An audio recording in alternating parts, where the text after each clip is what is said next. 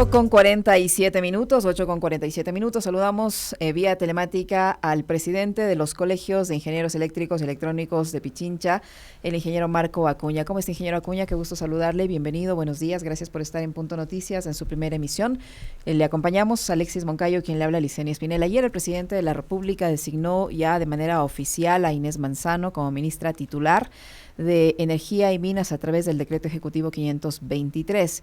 Nuevamente se ha oficializado en la cabeza de la cartera de energía alguien que no está relacionada directamente con el tema eléctrico, siendo el tema eléctrico uno de los principales problemas que ahora tiene el país.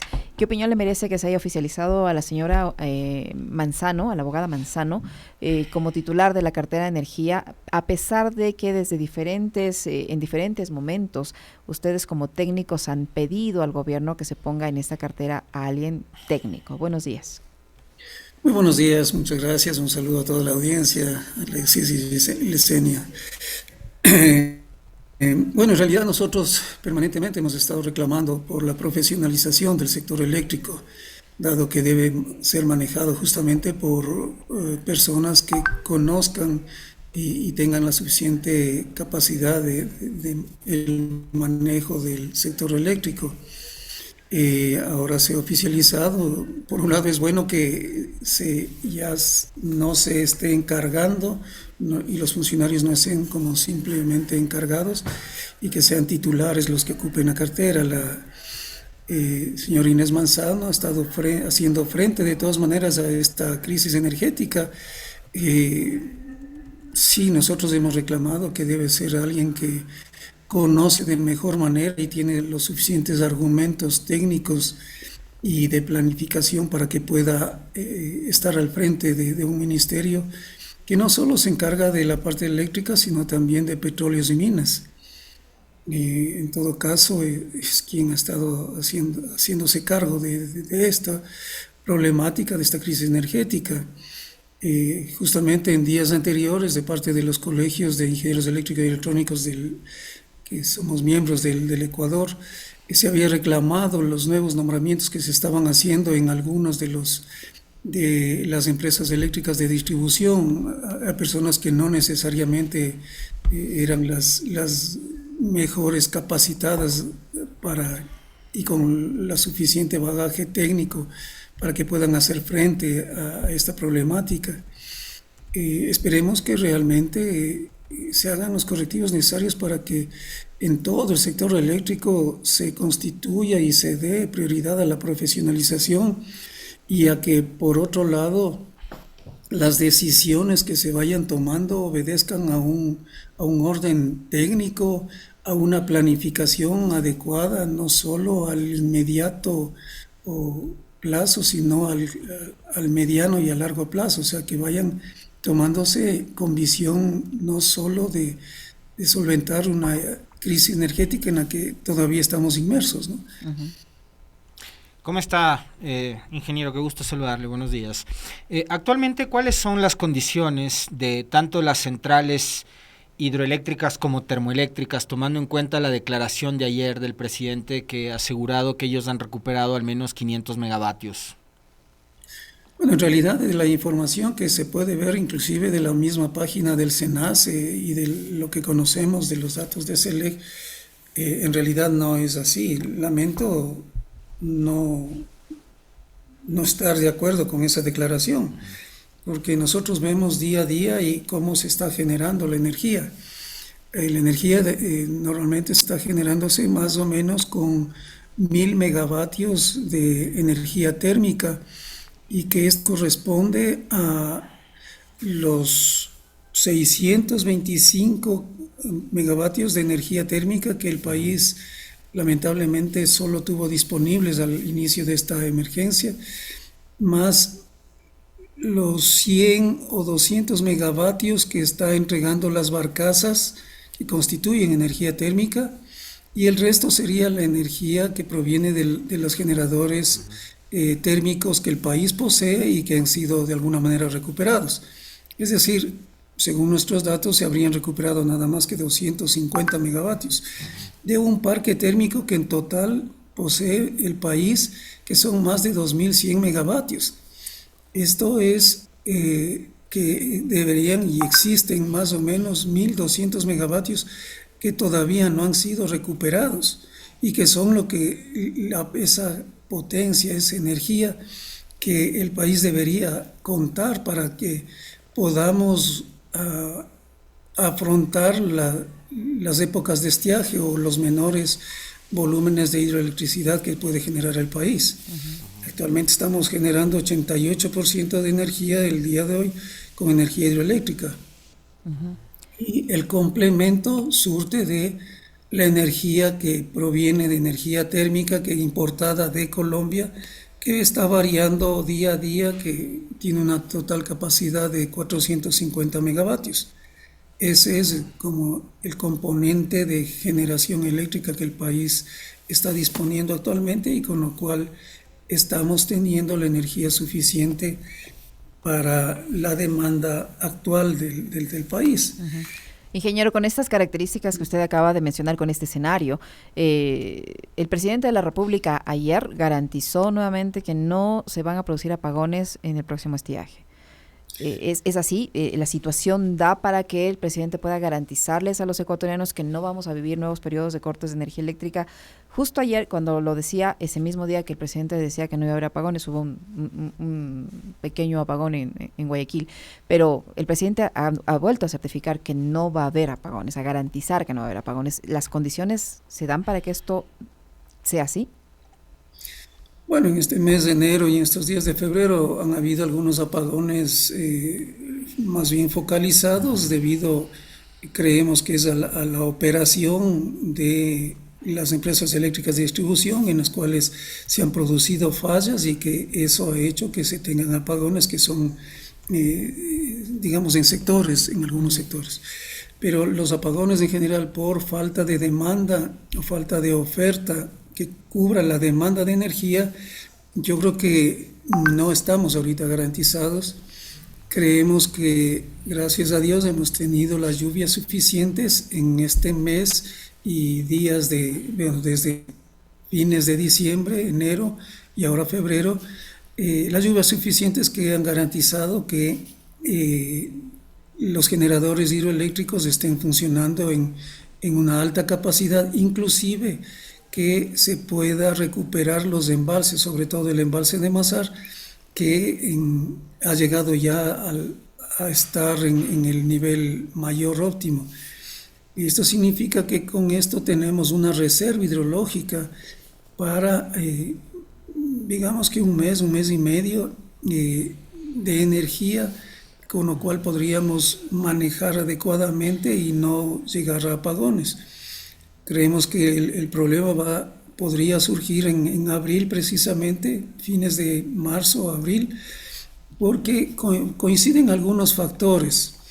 Por un lado, no se ha incorporado todavía la potencia, la generación que el gobierno ha contratado y que han resultado, por decirlo menos, contratos fallidos o con problemas, contratos que debieron haber entregado ya energía a partir del 5 de noviembre pasado y que, según conocemos, las reprogramaciones que se han hecho podrían estarse incorporando fines de marzo si es que cumplen. Y si no, sería en abril. Por un lado. Por otro lado, en marzo y abril ya tenemos un estiaje que normalmente ha ocurrido y que ya ocurrió el año anterior y que esto hace que la energía hidroeléctrica se vea mermada. Y también este mismo estiaje coincide con la menor cantidad de lluvias en Colombia y esto podría ocasionar que Colombia tampoco nos pueda entregar toda la energía que nos está entregando ahora mismo. Y asociado a esto, por otro lado, en la demanda, en abril anterior mismo ya tuvimos el máximo pico de demanda en el 2024, que fue 5.045 megavatios.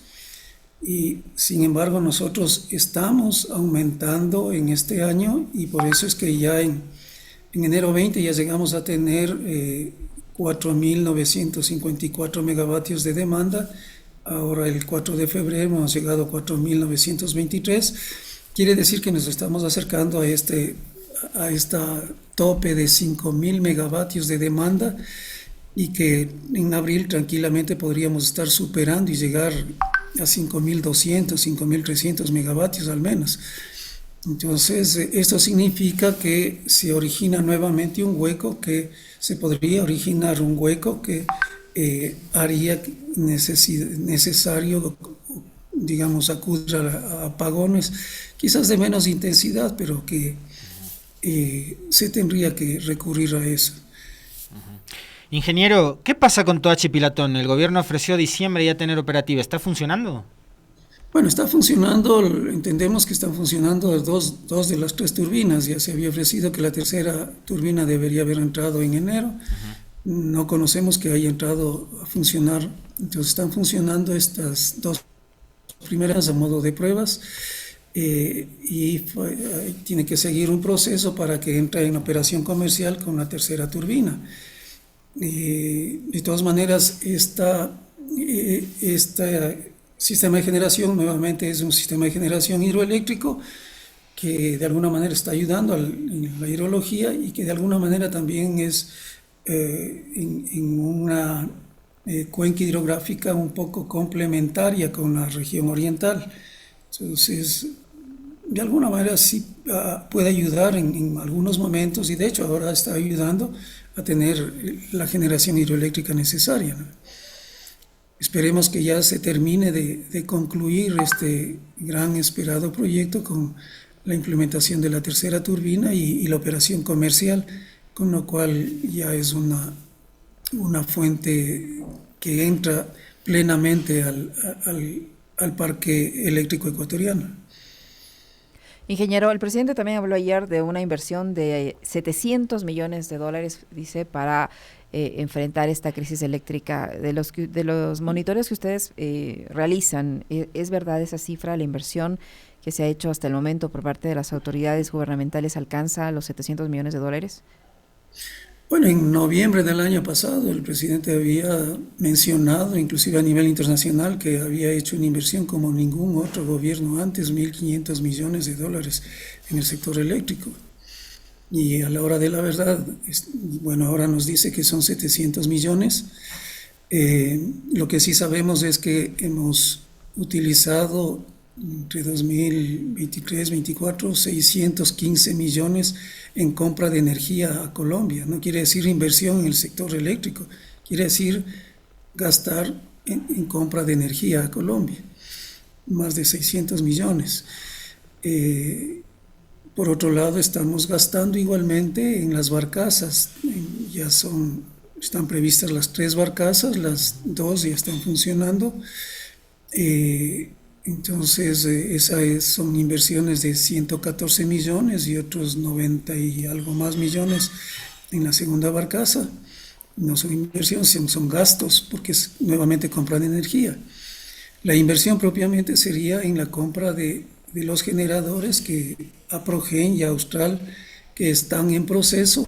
Se conoce que se han dado los anticipos no tenemos el dato exacto cuánto mismo se hayan dado, pero son contratos de alrededor de 250 millones de dólares, que es lo que se habría comprometido para poder generar estos 241 megavatios, que es así, es compra de nueva generación. Y el resto sería tal vez en gastos o inversión en reparar y hacer los mantenimientos en los grupos generadores que el país debe por fin realmente reincorporar al sector eléctrico. Debe invertirse en poner en funcionamiento y darle el suministro de gas, por ejemplo, a la Termogas Machala, en ciclo combinado.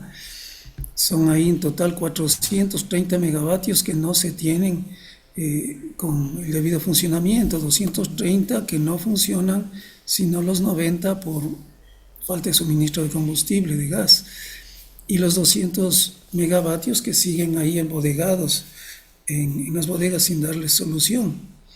Entonces, todo estas son medidas que nosotros hemos venido reclamando, se deben tomar y se debe actuar sobre ello.